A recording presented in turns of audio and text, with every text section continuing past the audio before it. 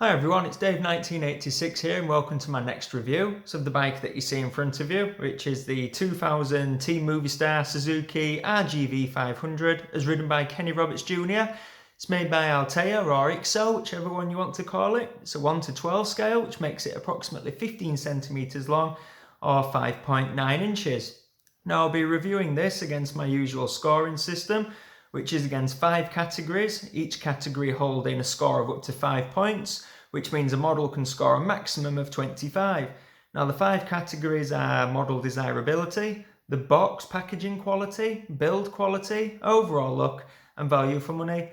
At the end, I'll sum up the score, give it a total, and throughout just give some of my opinions. So if we move into the first category then, which is the desirability.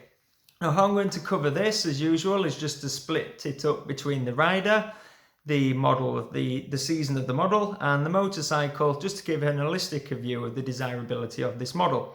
So if we touch on the rider first, it's Kenny Roberts Jr.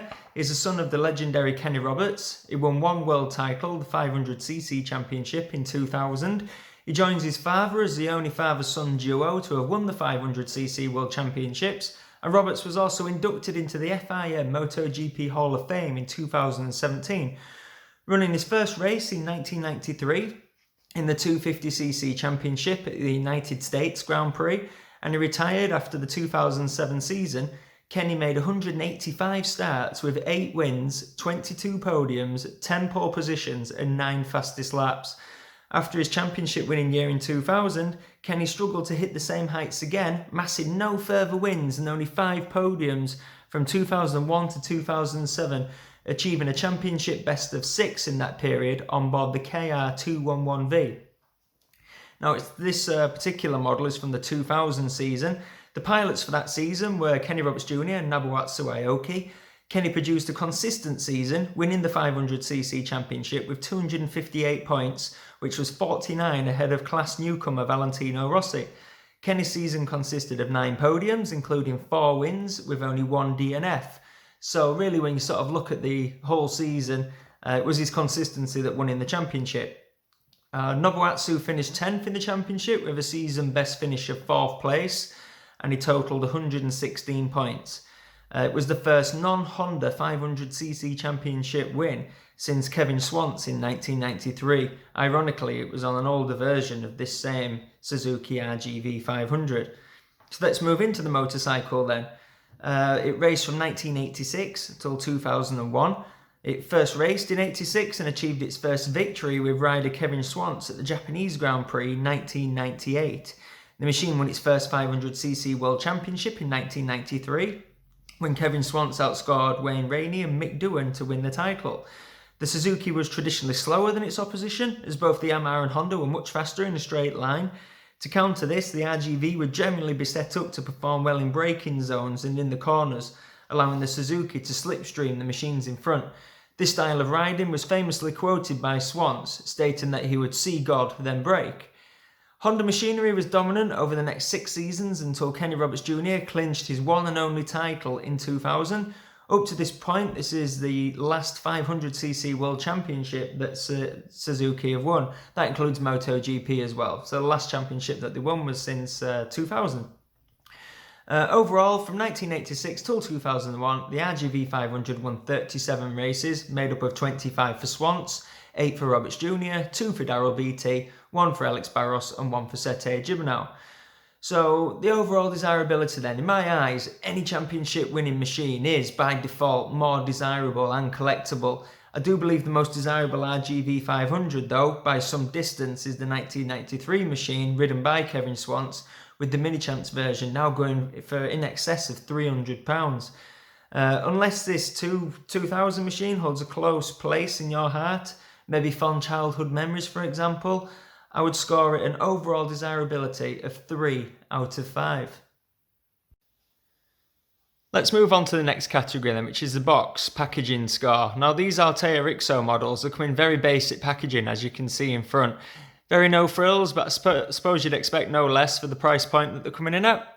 So the model actually comes housed in the plastic clamshell, so it keeps it nice and secure for the packaging, but definitely nothing that you could actually display the model with. The outer cardboard Opens with the usual flap just on the corner, but these are very prone to marking down here. And if you actually look underneath, they always split at the bottom. And you can actually see mine there with some sellotape on it just to keep it together. No box art of the actual motorcycle on here. No real sort of information on it, just states that it's 1 to 12 scale. If we look at the back, very little details again indeed. Just basically stating on there, made in China and not suitable for children under 14 years. And there it tells you obviously the motorcycle. It's the Suzuki RGV500 by Kenny Roberts Jr., year 2000. Now, like I mentioned, it basically does its job. It's going to get it through the post, get the motorcycle to you without being damaged. You know, the box might take a battering, but the model should be fine. It doesn't come with any packaging that you can actually display. The reason then, I'm going to score it a 2 out of 5. I would say the Spark packaging that I previously reviewed was more of a 4 with the nice box art.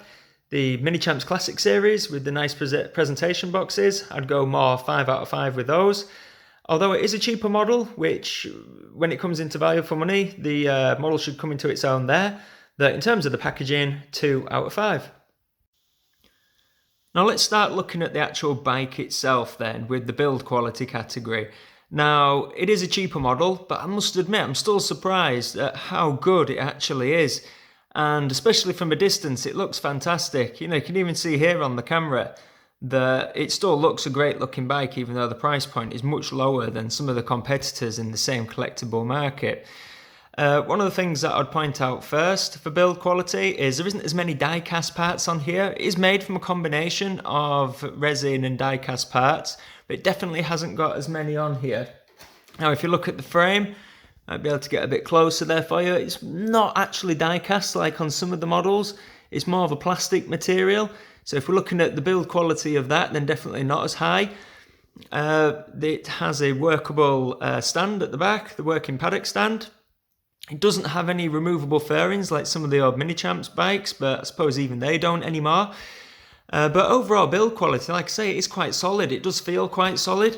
The steering at the front of the machine is a little bit slacker than on some of the models that you'll get. So it's just the little touches really that are just kind of, you can tell it is cheaper, but it still looks good at the same time.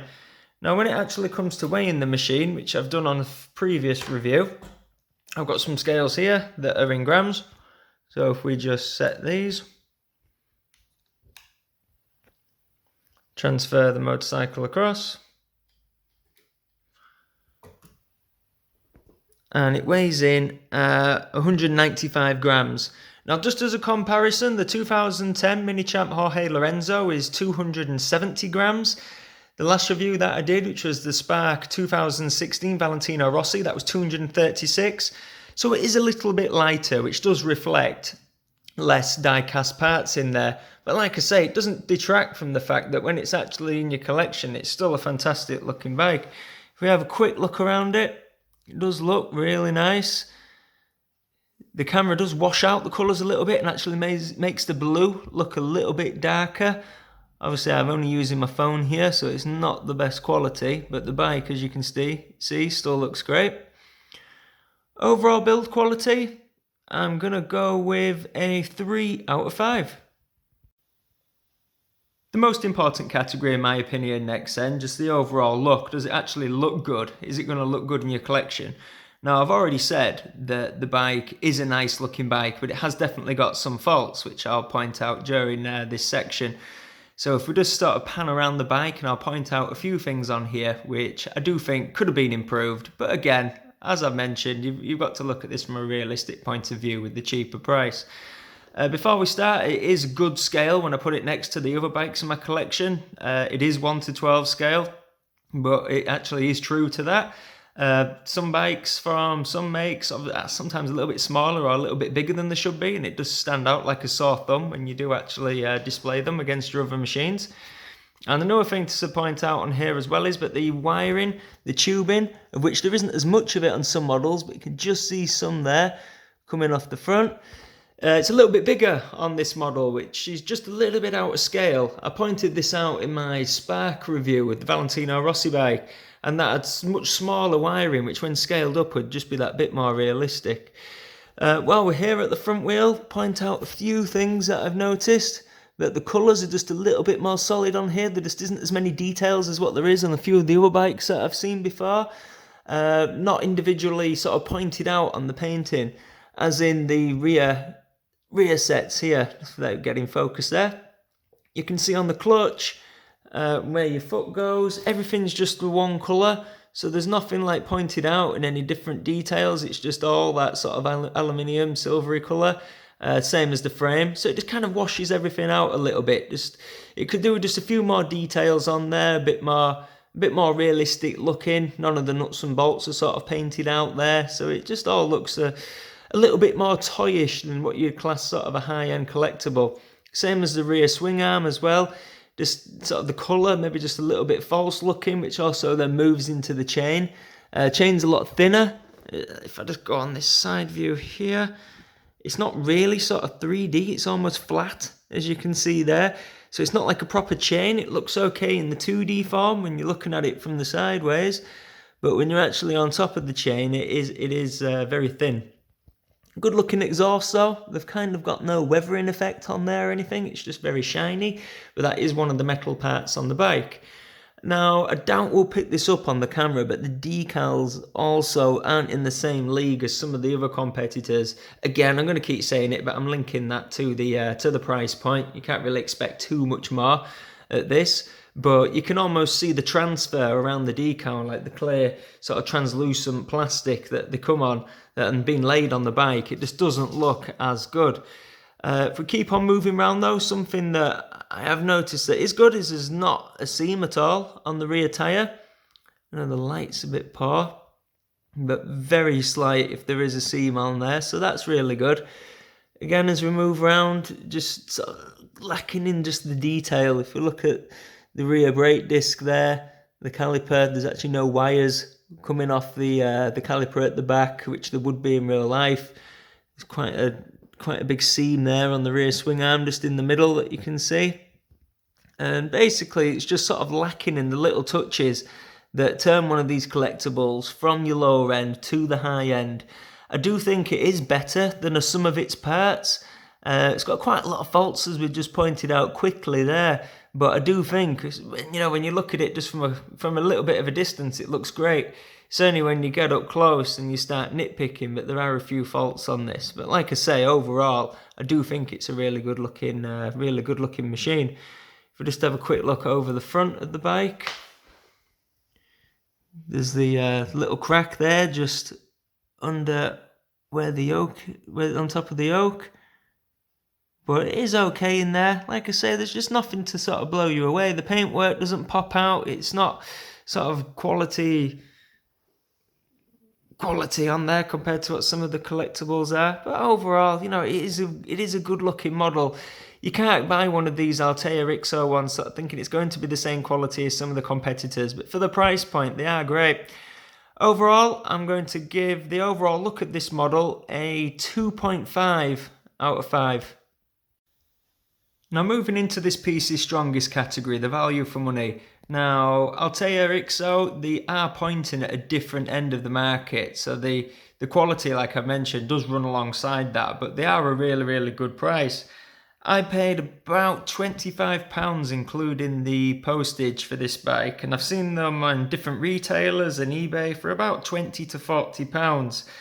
Now, when you look at that as a comparison of this machine to what other companies are doing, their version, although the others are a bit more detailed, for this bike they're about £80 to £100, so there's a big difference. They do look better, granted, like I mentioned, they have got those small touches, so if you are after high-end collectibles, I'd maybe avoid this one, but if you don't mind a model of this nature in your collection, I would say then go for it. It's a great looking machine. Now, what would I score it? If you paid between £15 and £25, I'd go for a 5 out of 5. If you paid about £30 to £40, I'd go for a 4 out of 5. Now, I'm going to go for an overall on this of a 4 out of 5 for value for money. Now you might think, well, why not 5 out of 5? It's so much cheaper, but you don't buy these sort of for cheapness really, unless if you're just getting it as a toy for a child. But again, you know, it is a collectible model, so generally we don't collect these for you know, to be played with. I'm going to go 4 out of 5. Overall, that gives this model a score of 14.5. It's a good score. You know, when I set out to do this, I didn't expect it to be as good as some other models, but like I say, it is a nice looking model. It's a good piece. Looks good in your collection, and it is, for how I see this, as I got this one, the cheaper version, the IXO, just because I'm not a massive fan of the machine or the rider. You know, I do like the combination, but not a huge fan, so I didn't want to go dropping £100 on it, basically. Any feedback on this video, just let me know. Anything's much appreciated. If you want to see more of the bike, or if you get a turntable, something like that, so you can be spinning around, just let me know.